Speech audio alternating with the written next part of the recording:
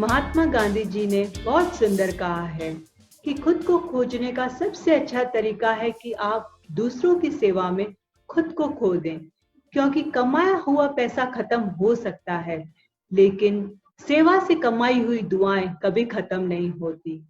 आप सब भारतवासियों को वैदिका सिरवानी का नमस्कार। आज मेरे शो मी एंड मेंटोर्स में मैं एक ऐसे गेस्ट को इनवाइट कर रही हूँ जिसे इंट्रोडक्शन की बिल्कुल जरूरत नहीं। वो इंडिया की बहुत बड़ी एनजीओ गूंज की को फाउंडर है। Please welcome Mrs Meenakshi Gupta. People still have that discard, donation, charity, poor, beggar kind of mindset. We do not talk about dignity at all. I mean, it's a very common phenomena that we want to live and we want people to survive.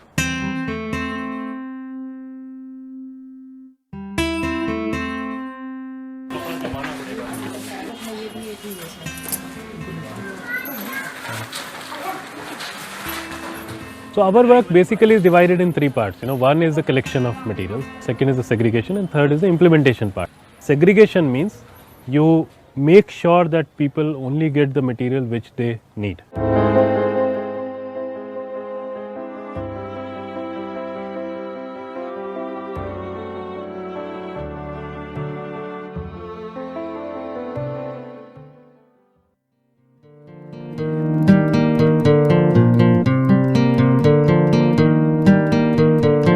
हमारे पास जो भी सामान आता है वो किसी घर से या फिर कॉर्पोरेट से या किसी के थ्रू भी जो आता है वो मिक्स होता है, और यहाँ से एक लेडी आपको जेंट्स का अलग करती हैं, लेडीज़ का अलग करती हैं, किड्स का अलग करती हैं और वुलेंस अलग करती हैं। जितनी भी स्कूल की यूनिफॉर्म है वो आप कॉर्नर में रख देती हैं।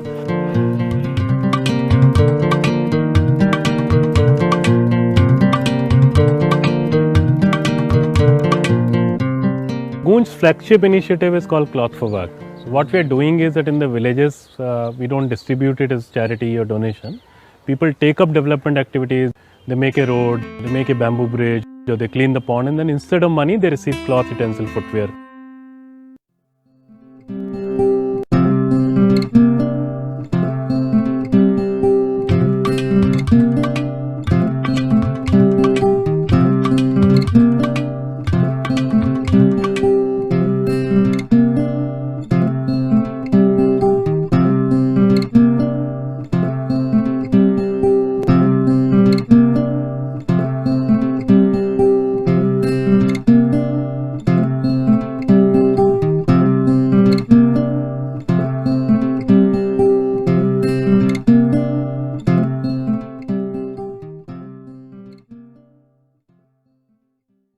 हेलो मीनाक्षी जी। नमस्कार। सबसे पहले तो बहुत बहुत शुक्रिया आप मेरे शो पर आए। My pleasure. आपने मुझे बुलाया, इसके लिए बहुत बहुत शुक्रिया आपका। मीनाक्षी जी, गूंज की गूंज तो पूरे हिंदुस्तान में फैल रही है, बट इस गूंज की आवाज आपके दिलों में कैसे जागी? प्लीज उसके बारे में बताइए। गूंज की आवाज मेरे ख्याल से उसी तरह से जागी जैसे किसी भी एक आम इंसान के मन में हमेशा होती है शायद, कि हम अपनी डे टू डे लाइफ में से निकल के कुछ करें, कुछ किसी और के लिए करने की इच्छा तो होती है। हाँ। वो गूंज की इच्छा भी वहीं से जागी, इसलिए अच्छा। शायद गूंज अपने आप में हर तरह से इंडियन कॉन्टेक्स्ट से निकला हुआ एक ऑर्गेनाइजेशन है। एक आम मध्यम वर्गीय परिवारों से आए हुए दो लोग ने सोचा इसके बारे में। मैंने, अंशु ने जब इसको शुरू किया था, हम दोनों ही एक नॉर्मल मिडिल क्लास फैमिली से आते हैं। शहरी परिप्रेक्ष्य में बड़े हैं, और जैसे जैसे आम होता है कि आप स्कूल में पढ़ते हैं, फिर आप कॉलेज जाते हैं, फिर आपके मन में कहीं ये होता है कि अच्छा अब नौकरी करनी है, तो वो नौकरी करने के लिए निकलते हैं। बट उस सबके बीच में आप सोचते हैं कि बहुत सारी चीजें जब आपके आसपास जो हो रही होती हैं, वो आपको कहीं ना कहीं कुछ परेशान करती है। अब मुझे कोई चीज परेशान करती है, शायद आपको कोई और चीज परेशान करती हो। मुझे महिलाओं के मुद्दे परेशान करते हैं, किसी और इंसान को शायद सड़क पे पड़ा हुआ कूड़ा परेशान करता हो। सही बात। हाँ। उसी तरह से हमने जब शुरू किया तो उस टाइम पे अंशु और मैं, जब मुझे याद है हम दफ्तर जाया करते थे, हम लोग दिल्ली में ही रहते थे, तो जी, जी, स्कूटर जी। था उस टाइम पे हमारे पास, तो हम स्कूटर की जर्नी करके अपने दफ्तर जाया करते थे। और दिल्ली की ठंड जो है उसमें सड़कों पे बहुत सारे लोगों को देखते थे जब आप हाँ, हाँ। ट्रैवल कर रहे होते थे। जी, तो जी। सड़क के किनारे में बहुत सारे लोग अब ठिठुरे हुए, बहुत ही बुरे हालत में, जो कि आज का भी, मतलब आज ऐसा नहीं है कि सब बदल गया, अब हाँ, 20-21 हाँ। साल होने जा रहे हैं गूंज के काम को, जी, जी, जी। बट सिनारियो मतलब ऐसे ऐसे दृश्य आज भी दिखाई दे जाते हैं कहीं ना कहीं किसी ना किसी शहर में। हाँ, तो वो चीजें हमको बहुत बॉदर कर रही थी, तो हमें लगा कि हम क्या कर सकते हैं। हम जी। बहुत पैसे वाले लोगों में नहीं है कि चलो जी मतलब लाखों दान करते हैं और ऐसा कुछ करते हैं। हुँ, ना हुँ। ही ऐसे कोई बहुत बड़े विचार थे कि ऐसा कोई इनोवेशन ला देंगे दुनिया में। जी। हमें लगा कि हम अपने हाथ से क्या कर सकते हैं, तो वहां से अपने घर में अपने 67 पर्सनल क्लोथ्स हमने लिए और हमने कहा कि अच्छा ये हम किसी को जरूर पहुंचा सकते हैं जिससे वो जी। शायद ठंड से बच जाए। जी, जी, जी। बात वहां से शुरू हुई ओके। और फिर वो धीरे धीरे धीरे करके उसने एक सोच का रूप लिया। उसमें बहुत सारे लोग जुड़े, उसमें जी। बहुत सारे नए आइडियाज जुड़े, हमने बहुत कुछ सीखा लोगों से। ओके। जी। हम गाँव में गए जहाँ हम कभी नहीं गए थे। मैं गूंज शुरू करने से पहले मैंने कभी गाँव नहीं देखे थे, और अच्छा। इसलिए गाँव में जाना, गाँव के लोगों के साथ बैठना, बात करना, उनसे सीखना, इतना इतना अपने आप में एक एक्सपीरियंस ऐसा रहा जिससे आपको लगा कि आप as a person you grown, या आपने बहुत कुछ सीखा उससे। बहुत कुछ। तो वो पूरी जर्नी लगातार रही और सीखने की जर्नी रही। जी, जी। दिल दिमाग कान आँख सब खोल के, जी। दिल खोल के कि हुँ, आप हुँ। हमेशा ये याद रहे कि हम क्यों कर रहे हैं ये। हाँ। उस चीज की जर्नी लगातार बनी रही 21 साल की जो जर्नी है आज तक। हुँ। सो है ना, जैसे आपने कहा कि आप दोनों ने मिलके पहले ये शुरुआत की, तो फिर ये जी। आपके साथ धीरे-धीरे लोग कनेक्ट कैसे हुए? और कुछ भी शुरू करने के लिए आपको फंड रिसोर्सेस का मैनेज करना बहुत ज़रूरी पड़ता है कुछ भी। हम्म। तो जब आप पहले 2 जन थे तो वो सब कैसे मैनेज किया आप लोगों ने? मैनेज जब जब हम लोगों ने शुरू किया था गूंज, सच बात तो ये है कि हमें पता भी नहीं था कि ऐसा कुछ एनजीओ जैसी कोई चीज होती है या सोशल एंटरप्रेन्योरशिप जैसी कोई चीज होती है। हाँ, तब तो शायद ये शब्द भी नहीं था, आज से 20-21 साल पहले की बात करूँ मैं। हाँ, तो तब तो ये था कि हम कुछ अच्छा करना चाहते थे। हाँ। और तब आई थिंक सबसे सबसे इम्पोर्टेंट बात ये है कि शायद जब आप काम करने निकलते हैं तो अपनी अपनी एम्बिशंस को, अपनी सोच को उतना रखना चाहिए जितनी आपकी अपनी कैपेसिटी हो, आपकी जितनी करने की क्षमता हो, जी, जी, उससे जी, जोड़ के जी, चलना चाहिए। जी। हम क्या करते हैं, हम सोचते हैं हमारे पास कितनी फंडिंग आ जाए और हम क्या ना कर डालें। हाँ, बट हाँ, जबकि आपकी उस टाइम कैपेसिटी जो है, आपकी हाँ, समझ, आपकी कैपेसिटी कम होती है। बराबर। तो अच्छी चीजें वही हैं जिसमें आप थोड़ा धैर्य रखें। जी, जी, जी, जी, जी। बहुत जल्दी बहुत कुछ करने की जो इच्छा होती है वो आपको कभी न बहुत बहुत बार गलतियां करवाती जी, जी, है सही। ना। हुँ। और हम लोग के लिए तो और भी मुश्किल इसलिए भी हुआ क्योंकि हम जिस विषय पे काम करने निकले, हमने कहा कि हम कपड़े के विषय पे काम करेंगे। जी। तो उस टाइम पे मजेदार ये हुआ कि हम जहाँ पे भी जा रहे थे बात करने की, फंडिंग की बात करने की, या कि हम इस तरह से काम करना चाहते हैं एक नीड पे, तो उस टाइम सब तरफ से हमको यही सुनने को मिला कि पूरे डेवलपमेंट वर्क में कपड़ा तो विषय है ही नहीं। हाँ, कपड़ा आज की तारीख में भी अगर आप देखेंगे किसी भी एनजीओ या किसी भी इंटरनेशनल एजेंसी के एजेंडा पे भी कि वो किन किन विषयों पे काम करते हैं, जी, उसमें जी। कपड़ा आज भी विषय नहीं है। तो नहीं 20 है, साल पहले नहीं तो है। बिल्कुल भी नहीं था। हम था ही बिल्कुल नहीं, भी नहीं, कपड़ा सही जरूरत जरूरत के तौर पे कभी विषय रहा ही नहीं रहा है। ही नहीं है। सही तो बात। जब आप ऐसे किसी विषय पे काम करने जाते हैं जिस जो कि एजेंडा में ही नहीं है, तो उसकी फंडिंग का होने का तो सवाल ही नहीं पैदा उठता। जी, जी, जी। फंडिंग तो कहाँ से आती।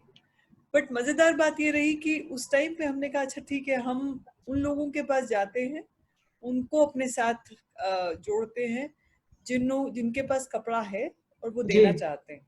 जी, पब्लिक मासेस, जी, जो जी। जनता जनार्दन हमारे जैसी है, जी, उनके लिए जी, जी। कपड़ा देना अपने आप में एक उनकी भी एक जरूरत कहीं ना कहीं पूरी करता है, क्योंकि आप लगातार खरीद रहे हैं कपड़ा, तो आपको डिस्कार्ड करना भी आपकी एक नीड है कि आप जब तक निकालेंगे नहीं, तो छोटे छोटे घरों में हम रहते हैं शहरों में, तो जी, आप जी, जी। नया जब मॉल में जाएंगे खरीदने तो कहाँ से लाएंगे, वहां कहाँ रखने की भी जगह नहीं होगी। तो वहां से बात शुरू हुई और फिर वहां से लोग जुड़ते चले गए। और जैसे जैसे लोगों को लगा कि ये काम पे उनका विश्वास बना हमारे काम पे, जी उनको एक सेंस ऑफ ओनरशिप लगी। हमने कहा कि ये हमारा काम नहीं है, अगर किसी देश के किसी गरीब इंसान तक कपड़ा पहुंचाना है और आपको लगता है कि जरूरी काम है तो आप इसको सपोर्ट कीजिए। और लोगों ने दिल खोल के बहुत ही प्यार से गूंज के साथ काम किया, और उसका नतीजा है कि आज हम 21 साल में देश के अलग अलग राज्यों में 25 राज्यों में काम कर रहे हैं। हजारों लोग गूंज को अपना मान के उसको वॉलंटियर करते हैं, उसके लिए कंट्रीब्यूट करते हैं।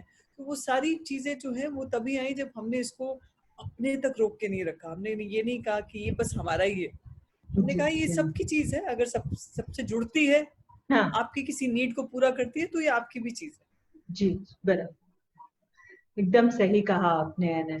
इनफैक्ट है ना, इस पे है ना मीनाक्षी जी, मैं एक बात पूछना चाहूंगी कि जैसे मैंने आपके हस्बैंड के इंटरव्यू देखे, तो वो एक है ना हमेशा हबीब चाचा का है ना के बारे में बताते जिक्र हैं, करते हैं, जिक्र बिल्कुल कर। बिल्कुल। मैं चाहती हूँ ब्रीफ में उनके बारे में बताएं, क्योंकि जब मैं फ्रेंकली बोलूं, मैंने जब फर्स्ट टाइम वो सुना तो मेरे आंखों में से आंसू आ गए थे। तो मैं चाहती हूँ मेरे बिल्कुल। व्यूवर्स को भी वो पता चले, वो बोले बहुत हार्ट टचिंग रहा मेरे लिए। तो ब्रीफ में मैं अच्छा, चाहूंगी आप थोड़ा बताइए। नहीं तो अंशु का अंशु का और मेरा दोनों का आईएमसी का, Indian institute of mass communication का बैकग्राउंड है। जी और हम वो उन्होंने वहां से जर्नलिज्म की पढ़ाई भी की। जी जी और जी जब जर्नलिज्म की पढ़ाई की तो उसके बाद वो एक कहानी की खोज में दिल्ली की सड़कों पे अपना स्कूटर लेके निकलते थे जी कि कोई कहानी कहीं मजेदार, कोई अलग सी कहानी मिले। और जी तब जी उन्होंने एक पुरानी दिल्ली में एक रिक्शा, जो जो हाथ रिक्शा होता है, उसको उस पे एक बंदे को पीछे से देखा और उस पे लिखा हुआ था लावारिस लाश ढूंढने वाला। जी जी जी और तो अंशु को बड़ा लगा कि ये किस तरह का काम है, जी लावारिस जी लाश ढूंढना। अब बड़ा अलग सा एक प्रोफेशन सा लगा, तो लगा इस पे एक कहानी का एक आइडिया बन सकता है। तो उन्होंने लगभग एक हफ्ता हबीब भाई जो थे उनके हाँ साथ स्पेंड किया। हबीब भाई जो है वहाँ पे एलएनजेपी हॉस्पिटल जो है दिल्ली में, जी जी उसके बाहर वो सड़क पे ही रहते थे। और उनकी ब्लाइंड वाइफ थी आमना बेगम। और उनका काम ये होता था कि उनके पास एक खुला ठेला था जो जिसके आगे रिक्शा था। और वो बेसिकली आसपास के 4-5 किलोमीटर के एरिया में जहाँ पे भी किसी को कोई पता लगता था कि कोई लावारिस लाश है पड़ी हुई है, और हबीब भाई को वो इन्फॉर्म करते थे। और हबीब भाई को वहाँ पे कहा गया था पुलिस ने कि भाई आप ये लावारिस लाश को लेके क्रिमिटोरियम में जाके उसको जी उसका जी दाह जी संस्कार करवा दें। जी और उसके लिए उन्हें कुछ 20 रुपए ऐसे मिलता था और 2 मीटर कपड़ा मिलता था। जी जी जी जी तो अंशु ने जब ये एक हफ्ता उन हबीब भाई के साथ स्पेंड किया समझने के लिए कि ये क्या काम है और जी इसके क्या क्या पहलू हैं, जी जी तो समझ में आया कि हबीब भाई ने उनको बोला कि जब ठंड होती है, ठंड के मौसम में मेरा काम बढ़ जाता है बहुत। कभी जी कभी तो जी इतना काम होता है कि मुझसे संभलता भी नहीं है। जी जी और तब ये समझ में आया अंशु को कि सर्दियों में जी लोगों की मौत होना बढ़ जाता है। जी और ये बेसिकली वो एरिया है जो एलएनजेपी के आसपास का एरिया जो है वो ज्यादातर ऐसा एरिया है कि वहाँ पे बस अड्डा भी है, तो बहुत देश के अलग अलग हिस्सों से लोग आते हैं वहाँ पे। कोई घर नहीं होता, कुछ नहीं होता, तो कभी सड़क पे रहते हैं, ठंड में बुरे हाल में, कभी मौत हो जाती है, कभी जी बीमारी से मौत हो जाती है। तो उन लोगों को उन लोगों की मौत जो है सर्दी के मौसम में बढ़ जाती जी है। और गर्मियों में जहाँ पे वो हर दिन 4 से 5 लोग डेड बॉडीज उठा रहे होते थे अभी भाई, हाँ सर्दियों में ये 10 से 12 डेड बॉडीज हो जाती, जी ऑलमोस्ट डबल हो जाती थी डेड बॉडीज। जी और उनकी बेटी थी छोटी सी, 5-6 साल की रही होंगी उस समय पे।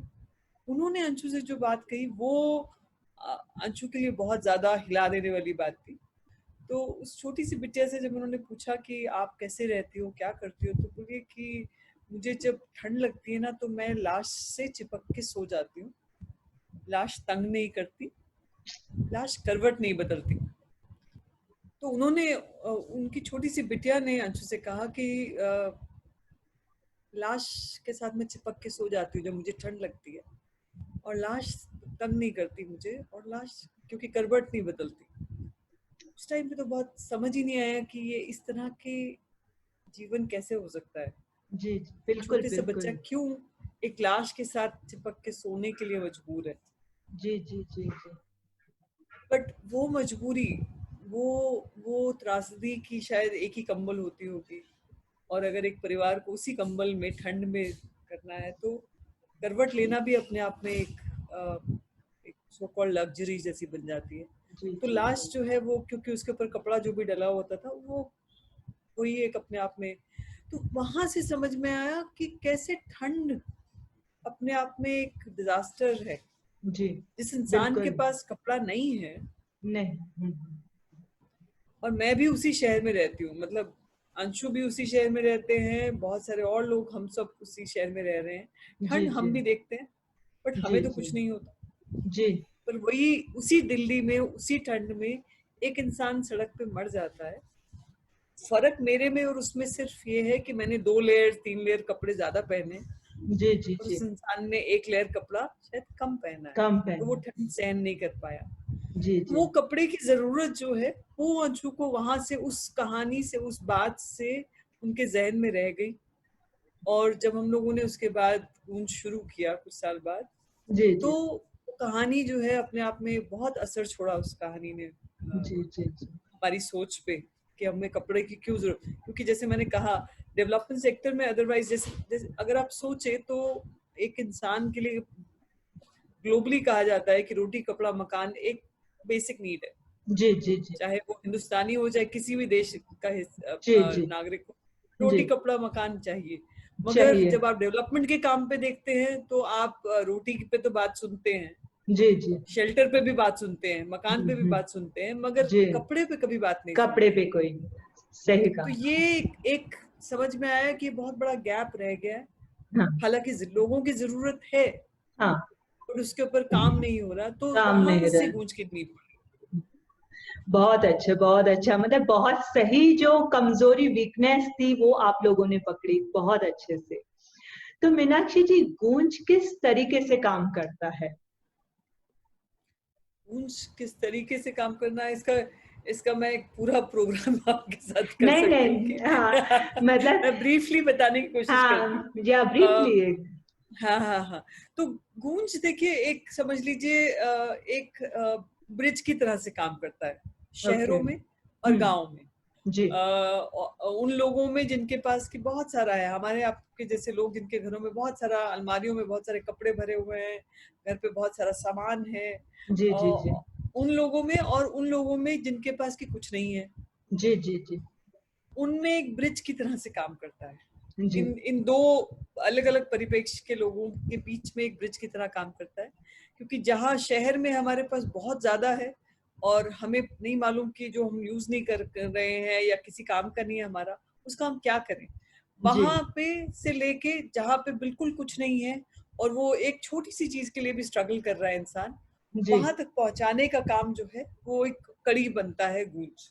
जी और उस बीच में एक बहुत बड़ा जो रोल प्ले करता है वो अ, एक एक जब हम शहरों से बहुत सारा सामान इकट्ठा करते हैं, पूरे देश के अलग अलग शहरों से, जी जी और वो हमारे प्रोसेसिंग सेंटर्स में आता है सामान, जो शहरों जी से जी इकट्ठा किया हुआ जी सामान। जी जी और वहां पे हमारा एक मेन काम जो ये होता है वो ये होता है देखना कि उस सामान में हम देखें कि कौन सा सामान उसमें ऐसा है जो बिल्कुल ठीक है, जी अच्छी जी यूजेबल कंडीशन में है, किसी को अगर देंगे तो वो किसी काम आएगा, ऐसा ना हो कि कोई कूड़ा या बेकार का सामान, टूटा फूटा सामान हो जो किसी काम का ना हो। तो उस जी चीज जी को अलग करने का काम जो है वो हमारे प्रोसेसिंग सेंटर्स में होता है। जी वहां पे हम फैमिली किट जिसे कहते हैं वो बनाते हैं, परिवार के लिए एक तैयार करते हैं किट, जी जो कि जी जिसमें कि परिवार के यूज की सारी सामान उसमें डालते हैं। जी ठीक है। और जी फिर वो गांव तक जाता है, मगर गांव में आई थिंक जो हमारी सबसे बड़ी लर्निंग रही है ना वेदिका, जो पिछले 21 साल में रही है, जो शायद आपके व्यूअर्स को जानना जरूरी है शायद, वो ये कि हम जब गांव के इंसान को देखते हैं तो शायद हम उसके गंदे कपड़े देखते हैं, ये देखते हैं कि उसको अंग्रेजी बोलना नहीं आता, मगर जी जी हमने पाया कि गांव के इंसान में बहुत कुछ छुपा है। आप देखेंगे कि आप दिल्ली जैसे शहर में या मुंबई या कोई भी बड़े शहर में आपको बेगर्स दिखाई देंगे, भीख मांगने वाले लोग दिखाई देंगे, जी बट जी आप आज भी गांव में जाएंगी तो आपको भिखारी नहीं दिखाई देंगे, जी बिल्कुल। है ना? हाँ क्यों? हाँ। क्योंकि गांव में लोग बाग अपनी इज्जत पे बहुत वैल्यू रखते हैं। वैल्यू। अपनी सही बात। इज्जत के लिए आप देखेंगे कि इस देश में फार्मर्स इतने सुसाइड कर रहे हैं। जी। क्यों? क्योंकि वो छोटे छोटे लोन, 1 लाख रुपए का लोन, 3 लाख रुपए का लोन नहीं पे कर पाते। उनके हाँ। पास कोई और शर्म, इतनी ज्यादा शर्म में आ जाते हैं कि हम कैसे दुनिया को फेस करेंगे। जी जी अगर जी हमारे दरवाजे पे आके कोई लोन के लिए वो करेगा, पूछेगा, तो वो सुसाइड करने पे कहाँ तक पहुंच जाते हैं। तो जी जी हमें समझ में आया कि हम कोई भी ऐसा काम ना करें जो उस इंसान को जो गांव में बैठा है उसकी सेंस ऑफ इज्जत जो है, डिग्निटी जो है, उसको कम करे। जी बिल्कुल। ये सामान जो है हम गांव में बहुत ही इज्जत के साथ लोग बाग अपने ही विषयों पे काम करते हैं और फिर ये सामान एज अ रिवॉर्ड पाते हैं रादर देन एज अ भीख या एज अ जी चैरिटी। जी जी ये गूंज का काम रहा है। एक बहुत ही शॉर्ट में बताने की कोशिश की। जी। तो वही मैं कहने वाली थी कि जहां तक मैंने सुना है कि फ्री में चैरिटी नहीं होती है, if I am not charity mistaken. नहीं करते। तो डिजास्टर्स में जरूर रिलीफ का काम करते हैं, उसमें जरूर हम उसमें तो ऑब्वियसली कोई इंसान क्राइसिस में है तो उसको लिए आप नहीं सोच सकते। जी बट जी उसके अलावा हमारी कोशिश ये रहती है कि हर इंसान को ऐसा महसूस हो कि उसने कुछ अपनी अपनी प्रॉब्लम हल की है या अपनी कम्युनिटी की कोई प्रॉब्लम हल की है, तो उसको एज अ रिवॉर्ड वो सामान मिल रहा है। में डिग्निटी मेंटेन रहे और सेल्फ मेंटेन रिस्पेक्ट रहे, हर्ट नहीं हो। बिल्कुल इस बना बात का रहना आप लोग चाहिए। ध्यान रखते हैं। बहुत बहुत जरूरी। सुंदर, बहुत सुंदर है ना ये। तो है ना मीनाक्षी जी, जैसे आपने कहा कि आप रूरल एरियाज में जाते हैं, वहाँ है ना, जैसे मैंने आप सुना है वहाँ काफी सारी आप सड़कें बनवाते हैं, स्कूल बनवाते हैं, ब्रिजेस बनवाते हैं, कुएं खुदवाते हैं। तो आप ऐसे रूरल एरियाज को कैसे मतलब है ना, मतलब कनेक्ट करते हैं और उन लोगों को कन्विंस कैसे करते हैं वहां मतलब ये सब करने के लिए? इट्स देखिए, मतलब। मुझे एक एक एक जो चीज अगेन हम लोगों ने सीखी लोगों से, वो जी ये सीखा कि जब आप किसी को अ, मतलब अगर मैं आपसे कहूँ कि मैं आपको बताऊंगी कि आपको क्या करना चाहिए अपने जी जीवन के बारे में, जी जी एंड इंस्टेड ऑफ दैट मैं आपसे कहूँ कि आप तय कीजिए कि आपको अपने जीवन के बारे में क्या करना चाहिए, जी जी तो जी कौन सा वाला ऑप्शन आप पसंद करेंगे लेना? अपने जीवन के बारे में जी। खुद तय करने की जो बात है वो बहुत हाँ। कीमती होती है। वो हर बहुत कोई कीमती। इंसान चाहता है कि वो अपने जीवन का सेंस ऑफ कंट्रोल, अपने जीवन के बारे में डिसीजन लेने की ताकत, वो हर इंसान अपने लिए चाहता है। तो जी जी गूंज बिल्कुल। क्या करता है कि गूंज किसी भी जगह पे जब जाता है, पूरे देश में हाँ। लगभग लास्ट ईयर हम लोगों ने लगभग 6,000 अलग अलग प्रोजेक्ट किए। हम्म, 6,000 अलग अलग प्रोजेक्ट किए और हाँ। हर जगह पे जाके हम ये कहते हैं कि हम नहीं जानते कि आपकी जरूरत क्या है, जी हम नहीं जानते ठीक से कि आपकी प्रॉब्लम क्या है। आप अपनी जी। प्रॉब्लम को सबसे अच्छा समझते हैं हाँ। और वो इंसान अपनी प्रॉब्लम को सबसे अच्छा समझता है, वही उसका हल भी सबसे अच्छा समझ सकता है। मैं दिल्ली से जाके वहां पे उनकी प्रॉब्लम का हल समझ पाऊं जी बेहतरीन, ये सोचना मेरे लिए थोड़ा गलत मानना है। हमें लगता है कि लोगों में बहुत हद तक अपनी प्रॉब्लम्स को हल करने की समझ है, इंटेलिजेंस है, नॉलेज है। तो हम क्या करते हैं, हम जब गांव में जाते हैं लोगों से पूछते हैं कि आप अपनी कौन सी प्रॉब्लम को हल करना चाहेंगे। जी। तो ये जो आपने अभी सड़कों का, ब्रिजेस का, सबका जिक्र किया, हाँ हाँ ये हाँ। हम नहीं तय करते। जी हम कम्युनिटीज में जाके उनसे पूछते हैं कि आप बताइए, आप लोग सब बैठिए, हम लोग मीटिंग बुलाते हैं, उनसे जी पूछते हैं कि आप बताइए आप कौन सी प्रॉब्लम अपनी हल करना चाहेंगे। जी जी कोई जी कहता है कि हमारी पानी की प्रॉब्लम है, कोई कहता है हमारी सड़क टूटी हुई है, कोई कहता है हमारे बच्चों के लिए स्कूल नहीं है। जी तो जी। फिर हमारा सवाल होता है कि अब आप ये बताइए कि आप इसको प्रॉब्लम को हल कैसे करेंगे आप। बत- तो जैसे कि हाँ, हमें लगता है कि यहाँ पे ये एक अगर ब्रिज बन जाता या हाँ। ये सड़क अगर रिपेयर हो जाती, तो मैंने कहा, हम लोग बोलते हैं कि अच्छा, आप अगर आपकी प्रॉब्लम है, इसको हल करने के लिए कोई बाहर से आएगा, क्या आप वेट करते रहेंगे उसके लिए, या अपनी प्रॉब्लम को खुद हल करने का तरीका खोजेंगे? तो लोग अपनी प्रॉब्लम्स को हल करने के लिए सॉल्यूशंस खोजते हैं, लोकल तरीकों से, लोकल रिसोर्सेज से, लोकल समझ से।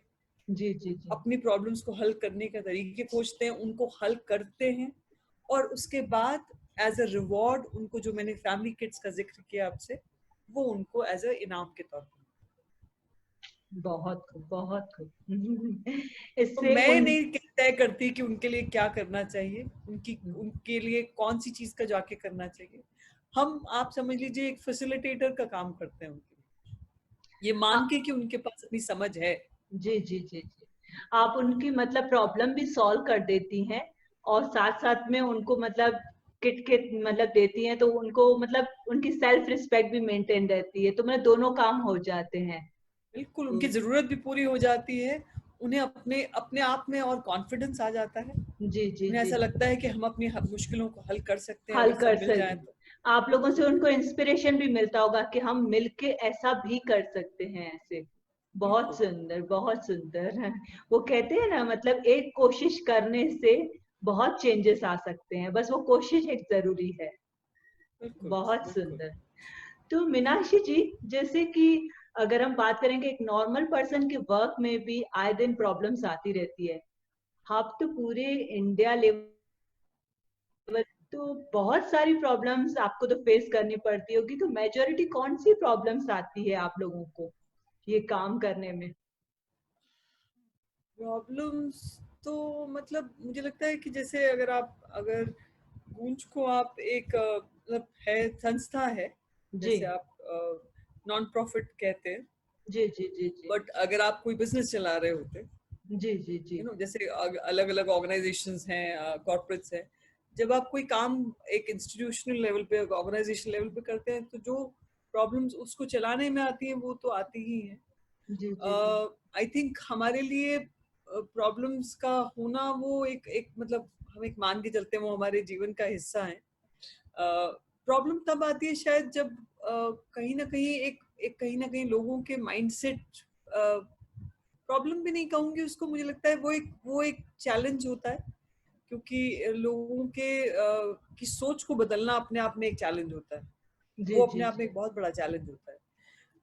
अब क्योंकि अब कोविड के चलते एक अलग ही दुनिया हमारे सामने हाँ आई है हाँ, हमारे सही है ना, बात है। तो बहुत सारे रिस्क हैं। हमारी जी जी टीम्स जो जी काम करती हैं गांव में, शहरों में, वो बहुत अलग तरह के चैलेंजेस फेस कर रही हैं। जी जी जी टेक्नोलॉजी को लेके अलग अलग चैलेंजेस हैं, जी जी जी बहुत सारी फंडिंग को लेके अलग अलग चैलेंजेस हैं। ओके। बट आई थिंक जब हमने ऐसा काम चुना है जिसमें कि हमें पिछले 20 साल में, 21 साल में करने में बहुत मजा आता है, सुबह रोज उठते हैं तो लगता है कि हाँ, एक एक ध्येय है, एक सेटिस्फैक्शन है, तो प्रॉब्लम्स उसका हिस्सा ही है, जिंदगी का हिस्सा ही है ना। तो हम अच्छी चीजों के बारे में बात करते हैं, तो प्रॉब्लम भी ऐसा थोड़ी है कि सब सब अच्छी चीजें हमारे हिस्से आएंगी और सारी बुरी चीजें लोगों के, औरों के जी हिस्से जी आएंगी। नहीं नहीं, पर ऐसा कभी कुछ इंसिडेंट हुआ है कि जब आपको ऐसे लगे कि to stop all this work, ऐसा कभी ऐसे कोई चैलेंज फेस हुआ है जब एक थॉट आया हो कि? नहीं, स्टॉप करने का तो नहीं आया, जी जी बल्कि बल्कि ऐसा लगता है कि हमें किसी बात पे काम को रोकना नहीं चाहिए, बढ़ाना चाहिए, क्योंकि बहुत सारी जगह पे, बहुत रिमोट एरियाज में काम करता है गूंज, जी जी गांव, देश के बहुत ही ऐसे एरियाज में जहाँ पे कि बहुत कम रिसोर्सेज या अटेंशन पहुंच पाता है, जी और जी हम जी लोग ज्यादातर फोकस वहीं करते हैं। हमारी कोशिश होती है कि मेन जहाँ शहरों के आसपास कोई जगह है वहां पे हम ना काम करें, हम बिल्कुल रिमोट में जाके काम करें, स्पेशली डिजास्टर्स के बाद। जी जी तो जी हमें ऐसा लगता है कि हमारा काम बहुत क्रिटिकल है, अगर हम भी वहां नहीं होंगे, बहुत टाइम पे जी ऐसी जी जी जगह है जी जहाँ पे अगर हम भी हट जाएंगे तो वहां पे कोई है नहीं। जी जी तो इसलिए जितनी भी चैलेंजेस हों, हमें हमें ऐसा लगता है किसी भी तरह से काम करना बहुत जरूरी, और उसके लिए तो जी जी ये जी चॉइस हमारी है, जी और उस चॉइस को पूरा करने में, उन एरियाज में पहुंचने में, वहाँ के लॉजिस्टिकल इश्यूज जो आते हैं उनको फेस करने का, वो सारे इश्यूज फिर उसके साथ बने हुए हैं। तो ये चॉइस हमने ली है अपने लिए कि हम इस तरह से काम करना चाहते हैं, तो उसके चलते आई थिंक वो जीवन का हिस्सा है। वो बहुत बार ऐसा होता है कि आपको जैसे बहुत सारी प्रिंसिपल्स हैं हम लोग के अपने अपने लिए हमने बनाए हैं। जैसे हम ये कहते हैं कि हम किसी भी तरह का ब्राइब नहीं देंगे कभी भी। ग्रेट। तो अब जब आप ब्राइब नहीं देंगे तो उसके बहुत सारे आपको नुकसान भी उठाने पड़ेंगे जगह जगह पे। तो वो फिर हम मान के चलते हैं कि वो हमारे जीवन का हिस्सा है। अगर जी जब आपने कोई तय किया है अपने लिए, तो जी। जो उसका प्लस है माइनस है वो सब आपका है। ग्रेट। तो ये सब की इंस्पिरेशन कहाँ से मिलती है, शक्ति कहाँ से मिलती है ये सब कुछ करने की? आई थिंक इतना इतना कुछ बहुत ग्लोरियस किस्म की चीज नहीं है, हम्म। बट मुझे लगता है जब जब उन लोगों को याद करते हैं जिनके लिए काम कर रहे हैं, जिनके जिनके लिए हम अपने आप को जो जिनके साथ काम करने करके हमें बहुत सेटिस्फैक्शन मिलती है, जी जी जी। तो शायद अच्छा लगता है। I think okay. At one level आप अपने लिए भी काम कर रहे हैं ना, आपको खुशी मिलती है। सही कहा। इसमें कोई ऐसा बहुत कोई महान फीलिंग वाली नहीं आ रही। ये ऐसा है कि आपको खुशी देता है वो चीज, इसलिए शायद आप काम कर रहे हैं। बिल्कुल बिल्कुल। वो कहते हैं ना, सेवा हम लोग सभी करने। तो अपनी खुशी के लिए करते हैं। सब लोग तो अपनी खुशी के लिए करते हैं ना। आप जो नहीं। कर रही हैं, आप अपनी खुशी के लिए कर रही हैं, नहीं? जी। पर आप बहुत ही एक्स्ट्रा ऑर्डिनरी कर रही हैं, क्योंकि हम सब हैं एक कंफर्ट जोन लेकर चल रहे हैं, आप अपने कंफर्ट जोन के बाहर से है ना चल रहे हैं। द मेन थिंग जो आप कर रहे हो वो बहुत ही अच्छी है।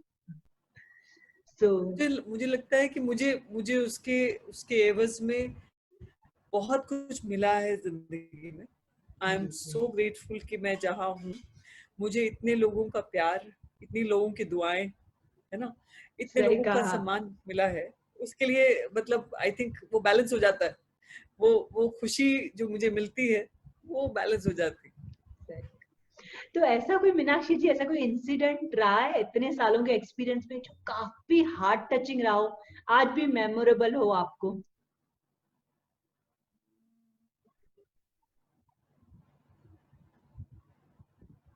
देखिए, ऐसे तो बहुत सारी बातें होती है, छोटी छोटी हाँ चीजें होती है। जब आप, हाँ जैसे मैं दिल्ली में ही पली बड़ी हूँ ज्यादातर, तो हाँ। आप दिल्ली में जानते हैं कि आपके नेबर्स, आपके आसपास के लोग बहुत ज्यादा, सब लोग अपनी अपनी लाइफ में बहुत बिजी हैं।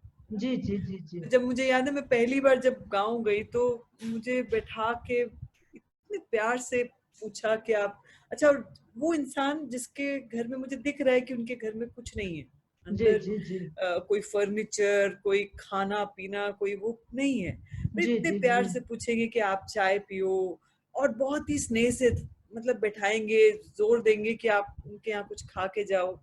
वो जी वो जी इतनी आम बात है जी कि जी जी मुझे लगता है कि हम शायद अगर अपने गांव की जो पूरी जनता है उससे बहुत कुछ सीख सकते हैं। अभी जी भी वहां पे उन्होंने वो आत्मीयता, वो वार्मथ सजो के रखी है एक दूसरे के लिए। जी जी। एक दूसरे के लिए जो प्यार है, हाँ। एक दूसरे के लिए जो एक खड़े साथ खड़े होने की जो फीलिंग है या इंसानियत है, वो जी अभी अभी भी वहां पे बरकरार है। जी जी। बिल्कुल सही। शायद हमारे यहाँ का जो कल्चर है वो मटेरियलिस्टिक लव ज्यादा हो गया है, और गांव में आज भी वो कहते हैं ना कि है ना, एक दिलों का रिश्ते की अगर हम बात करें, दिलों के बिल्कुल। प्यार की बात करें, तो वो वहां पे कायम है अभी भी।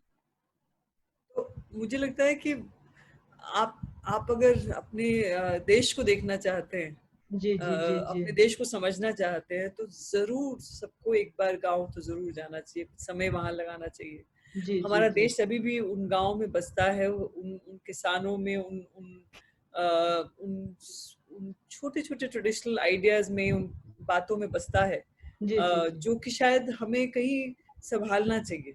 वो जी। हम हमारा बिल्कुल। छूटता जा रहा है। जी बिल्कुल बिल्कुल। तो मीनाक्षी जी, जैसे कि आप तो हर एक, मतलब आपकी जो सोच है बहुत यूनिक है और बहुत ही सही सोच है। इनफैक्ट मुझे बहुत अच्छा लगा कि आपने स्पेशली वुमेन्स के लिए जो मेंस्ट्रुएशन प्रॉब्लम रिलेटेड और हाइजीन रिलेटेड भी जो आप लोगों ने स्टेप्स लिए हैं, तो ये जी। सोच भी कहाँ से आई? मतलब बहुत अच्छी और यूनिक सोच, मतलब।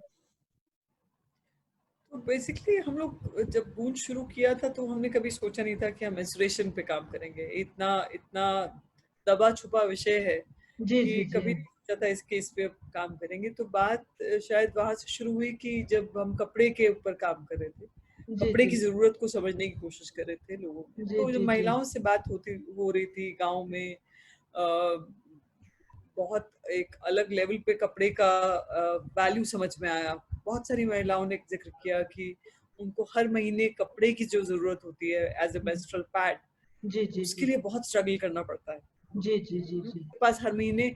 अब आप ये लगाइए कि जब जब आप किसी महिला से पूछें कि आपके पास कितनी साड़ियां हैं, जी जी और अगर वो आपसे कहे कि उसके पास 2 या 3 साड़ियां हैं, जो कि जी गांव में बहुत आम बात है, जी तो वो महिला हर महीने महीने दर महीने अपने लिए मेंस्ट्रुएशन के लिए कपड़ा कहाँ से लाती हो? उसके बिल्कुल लिए सही कितनी बात, स्ट्रगल, बड़ी स्ट्रगल है। बड़ी हमने स्ट्रगल। कुछ एक कहानियां सुनी जो जिसमें एक महिला ने एक ब्लाउज का पीस एज ए मेंस्ट्रुएशन के लिए कपड़े के तौर पे यूज किया, जी और जी उसमें एक हुक था उसके अंदर, जी जिससे जी कि उसको टेटनस हो गया और उसकी मौत हो गई। ओ तो हमें समझ में आया कि कपड़ा और मेंस्ट्रुएशन का तो बहुत गहरा नाता है एक महिला के लिए, और जी बहुत जी जी बेसिक जरूरत है।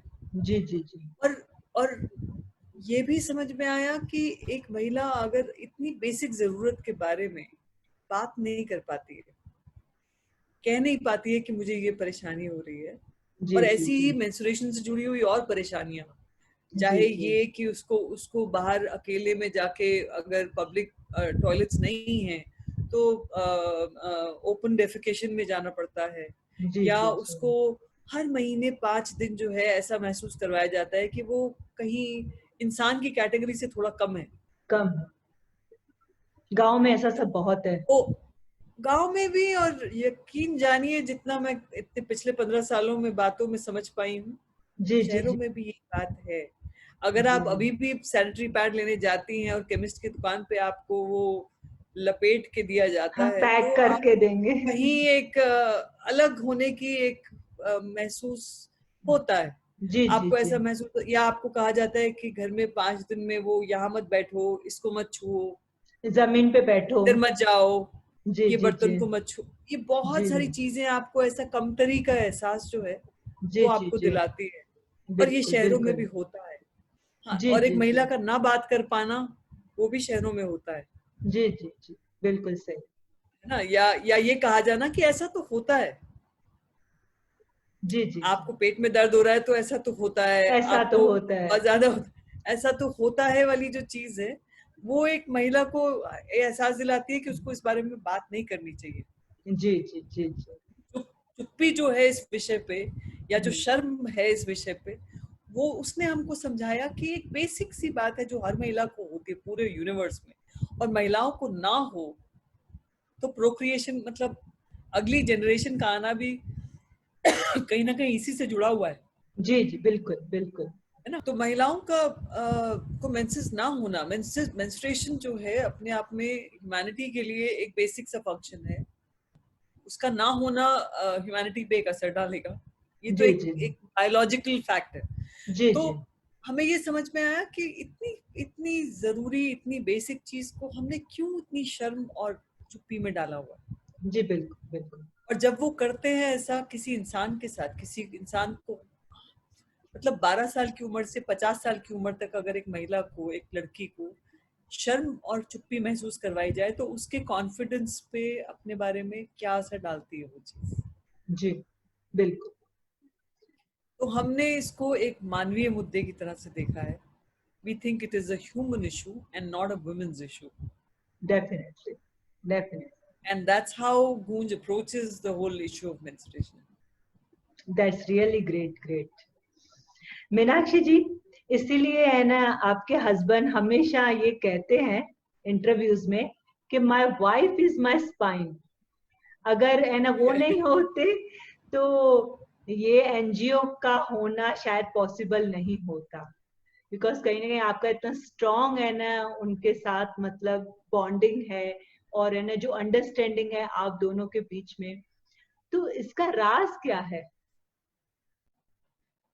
मैं थोड़ा सा, मतलब मुझे मुझे मैं ठीक है, मैं इस काम के साथ बहुत गहरे तौर पे जुड़ी हुई हूँ, ये सच है। और मेरी जो भी समझ है, मैं जो भी कर सकती हूँ वो करती हूँ, पर मुझे नहीं लगता कि किसी एक इंसान पे ऑर्गेनाइजेशन का एक पूरे मूवमेंट का दारोमदार होता है, किसी भी एक इंसान पे। और खास तौर पे जहां तक अंशु का कहना है, मैंने हमेशा इस बात को माना है कि जिस इंसान को कोई चीज करनी होती है वो इंसान वो कर गुजरता है, कोई जी साथ में बिल्कुल। आए या ना आए। जी जी आपको ये चैनल शुरू करना था, आपको ये टॉक शो शुरू करना था, तो आप कर गुजरी। जी किसी ने बिल्कुल। आपके साथ साथ दिया तो शायद थोड़ा आसान हो गया, शायद हाँ मेरा साथ देने से वो जर्नी थोड़ी आसान हुई। बट मुझे पूरा यकीन है कि अंशु तब भी करते, अगर मैं नहीं भी साथ देती हूँ तब भी। जिस जिस इंसान में जिस चीज का जुनून होता है वो कर गुजरता है। तो उस तरह से देखा जाए तो आई एम हैप्पी कि मैं उस जगह पे उनके साथ थी। जी मेरे अपने लिए ये बहुत बड़ा एक लाइफ में वो रहा, क्योंकि मैं, जैसे मैंने कहा, मैं एक नॉर्मल मिडिल क्लास फैमिली से आती हूँ। अगर गूंज नहीं आया होता मेरे जीवन में तो मैं शायद एक कॉर्पोरेट जॉब में होती, किसी सीनियर पोजीशन में होती, और वही एक एक एक नॉर्मल कॉर्पोरेट करियर या लाइफ उसमें चल रही होती। जी इस जीवन बिल्कुल। में आने से मुझे इतना मिला है, जी बिल्कुल। मुझे इतने अमेजिंग लोगों से मिलने का मौका मिला है, ऐसी ऐसी चीजों के बारे में जानने का मौका मिला है, उसका हिस्सा बनने का मौका मिला है। मेरे में खुद में इतने बदलाव हुए हैं, तो मैं समझती हूँ कि मुझे बहुत कुछ मिला है इस चीज में। स्पाइन का तो मुझे नहीं पता, मगर मुझे बहुत मिला है इस पूरी जर्नी। ग्रेट। तो आपको ऐसे कभी भी नहीं लगा कि है ना, मतलब जैसे एक नॉर्मल कंफर्टेबल लाइफ लोग जीते हैं, कि हमारी भी एक कंफर्टेबल लाइफ आप लोग जी सकते थे, बट आपने ये पाथ ही क्यों चूज किया? ऐसे आपने भी वही सपना बना लिया जो नहीं आपके हस्बैंड। नहीं, मुझे लगता है कि आई थिंक ये थोड़ा सा डीमिस्टिफाई करना जरूरी है इस काम को। जी ऐसा नहीं है कि मतलब हम जो एक दिमाग में इमेज लेके चलते हैं कि जो एनजीओ के लोग होते हैं वो झोला लेके रहते हैं और बहुत ही गरीबी मुफलसी में और बहुत ही मतलब 2 टाइम का वैसा नहीं नहीं है। नहीं नहीं आई नहीं, थिंक ऐसा नहीं मतलब। ये हर किसी का नहीं, नहीं, मैं आपके लिए नहीं, मैं आपके रीडर, आपके व्यूअर्स के लिए भी कह रही हूँ, क्योंकि हाँ जब मैं फिल्मों में देखती हूँ या कहीं देखती हूँ तो वो एक एक पर्टिकुलर टिपिकल इमेज जैसी बन जाती है कि जी जी आप एनजीओ में हैं तो आप कोई भी किसी अच्छी चीज या अच्छे जीने के हकदार नहीं रहते, या आपसे एक्सपेक्टेशन होती है कि आप सब छोड़ दें। जो आपने कहा कि कंफर्टेबल लाइफ जो है, हाँ कंफर्टेबल लाइफ से क्या मतलब डिफाइन कैसे करेंगे हम कंफर्टेबल लाइफ को? कंफर्टेबल लाइफ जरूर ये होनी चाहिए कि हर किसी की तरह मेरा भी मन करे अगर कभी कि मुझे रेस्टोरेंट में जाके महीने में 1 बार 2 बार खाना खाने का मन करे तो मैं खा सकूं। ऐसा जी नहीं हो कि मुझे सोचना पड़े, क्योंकि बहुत सारे लोग जो है इस सेक्टर में जो आ रहे हैं बहुत ही अच्छे अच्छे इंस्टीट्यूशन से पढ़ के आ रहे हैं और जी वो जी देश के लिए कुछ करना चाहते हैं, वो जी जी और लोगों के लिए करना चाहते हैं। बट क्योंकि वो डेवलपमेंट सेक्टर में आ रहे हैं तो क्या हम उनसे वो उनकी वो बेसिक सी ख्वाहिशों को भी छीन लें? उनको क्या हम्म, हक नहीं है कि वो एक नॉर्मल एक अच्छे से ठीक ठाक ब्रांड के कपड़े पहन सके या किसी रेस्टोरेंट में बैठ के खाना खा सके क्योंकि वो जिसमें काम कर रहे हैं? तो मुझे लगता है कि शायद ये बहुत जरूरी है। और मेरे और अंशु के हिसाब से, अंशु को आपने जब भी देखा होगा आप जीन्स टी शर्ट में देखेंगे, जी जी वो बिल्कुल। हमेशा जीन्स टी शर्ट में रहते हैं। हमारी कोशिश लगातार ये रहती है कि हम यंगस्टर्स से बात करें, स्पेशली जो यंग प्रोफेशनल्स हैं उनसे बात करें और उन्हें अपने जीवन के बारे में कहे कि हम एक नॉर्मल से घर में रहते हैं, हमारे पास एक गाड़ी भी है, हम एक कभी कहीं मन करता है तो फिल्म भी देखने जाते हैं, रेस्टोरेंट में खाना भी। ऐसा नहीं है कि ऐसा इतना मतलब अनकंफर्टेबल है कि कोई, क्योंकि 10 बार फिर लोग सोचते हैं कि हम ऐसा कुछ कदम उठाएं या ना उठाएं। मैं हाँ चाहूंगी कि स्पेशल टाइम जब देश इतनी मुश्किलों में है, इतने सारे लोग इतनी मुश्किलों में हैं, ज्यादा लोग ऐसे कदम उठाएं और इस तरह के काम में आए, क्योंकि यही जरूरत है इस टाइम की। बट डेफिनेटली अगर हम डेफिनेटली। उसको ऐसा बना देंगे कि माय गॉड कि ये इतना मुश्किल है कि हमको सब कुछ छोड़ना पड़ेगा, अपनी सारी ख्वाहिशों को भूलना पड़ेगा, तो ऐसा नहीं है। आज के टाइम में इस सेक्टर में भी अच्छे सैलरीज भी दी जाती हैं, अच्छे बेनिफिट्स भी होते हैं। वी ट्राई केयर ऑफ, आज की तारीख में गूंज 1000+ लोगों की ऑर्गेनाइजेशन है। हमारे यहाँ सारा पीएफ भी है और बेनिफिट्स भी जहाँ तक हो सकता है देते हैं, क्योंकि हम जी जी चाहते हैं कि अच्छे लोग इस काम में आए। जी जी जी जी बिल्कुल। तो मीनाक्षी जी, लास्टली आप मेरे व्यूवर्स को क्या एडवाइस देना चाहेंगे? आपका इतने सालों का एक्सपीरियंस काम करने का इस एनजीओ में, आप क्या एडवाइस करना चाहेंगे? तो मुझे लगता है कि इस समय में, जिस समय में हम पूरा विश्व एक डिजास्टर से गुजर रहा है जी और जी जी। हमारा देश बहुत कठिनाई में है, अभी कोविड के अलावा बहुत सारे साइक्लोन, बहुत सारे फ्लड्स, और बहुत एक बड़ा हिस्सा हमारे देश का, बहुत बड़ी जनता जो है, लाखों की तादाद में जनता बहुत मुश्किल हालातों में है। तो वो जैसा वो टाइम हमारा इंडिपेंडेंस का था कि जब सबको कहा गया कि आप सब लोग इसमें ही जुटे, जी जी जी, बिल्कुल। आप you can not treat it as a normal time. जी जी वी आर जी इन अ जी वेरी डिफिकल्ट, अनप्रेसिडेंटेड टाइम। जी तो जी। मेरी उम्मीद, मेरी एडवाइस, मेरी सलाह, जो भी आप माने, वो ये है कि कुछ अपने देश के लिए करें।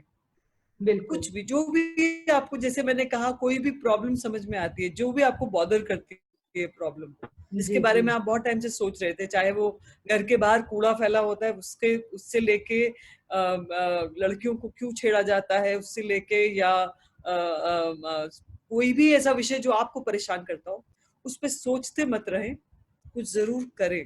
ये वो वक्त बिल्कुल। है जिसमें सबको जुटना पड़ेगा। अगर हम एक बेहतर भारत चाह रहे हैं, बेहतर दुनिया चाह रहे हैं, on the other side of this pandemic, if you are wanting a better world, हमें कुछ बिल्कुल करना पड़ेगा उसके बारे में। हम और लोगों से उम्मीद करने से पहले अपने से उम्मीद कर लें। बिल्कुल बिल्कुल। और कुछ स्पेशल वुमेन्स को बोलना चाहेंगी? वुमेन्स को तो यही बोलना चाहूंगी कि ये अपॉर्चुनिटी है, कोविड एक अपॉर्चुनिटी है, उसको जी एक जी अपॉर्चुनिटी की तरह से लें। जब बहुत सारी चीजें जब बिगड़ती हैं तो उससे ज्यादा बिगड़ नहीं सकती हैं, मतलब आप इससे आप ऊपर ही उठ सकते हैं। हम बिल्कुल ये बिल्कुल।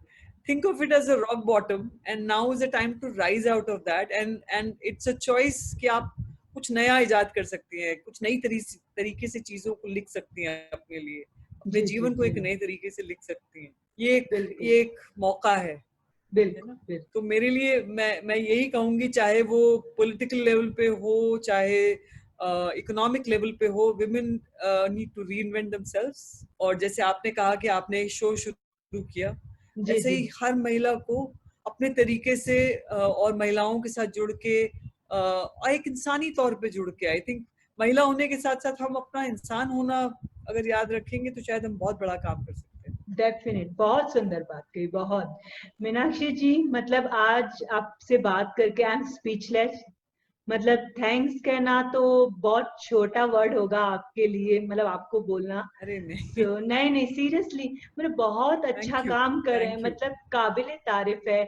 आप लोगों की मदद भी कर रहे हैं, उनकी डिग्निटी का भी ध्यान रख रहे हैं, उनकी सेल्फ रिस्पेक्ट का भी ध्यान रख रहे हैं, और इतनी सारी हेल्प भी कर रहे हैं, डिजास्टर्स में भी जाकर लोगों की मदद कर रहे हैं।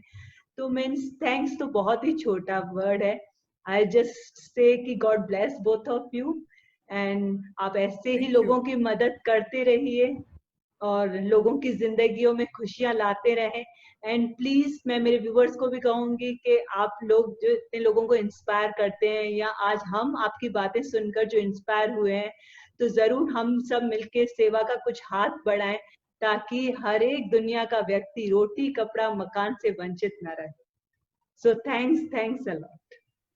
Thank you so much. All the best. आपको अपने प्रोग्राम के लिए बहुत बहुत शुभकामनाएं। Thank you. Thank you. तो ये थी मीनाक्षी गुप्ता, जो हम सबके लिए बहुत बड़ी इंस्पिरेशन है। मीनाक्षी जी ने बहुत सुंदर कहा, सेवा करने से हम दूसरों को खुश तो करते ही हैं, बट खुद को भी खुश करते हैं। बिकॉज सेवा करने से हमें ये पता चलता है कि दूसरों की जिंदगी में कितनी सारी प्रॉब्लम्स हैं और हम कितने खुश नसीब हैं। सो आप सबसे मेरी रिक्वेस्ट है, प्लीज एक कदम सेवा का बढ़ाइए और लाखों की जिंदगी को बदलिए। Thank you for watching my show. Please subscribe my channel. God bless you all.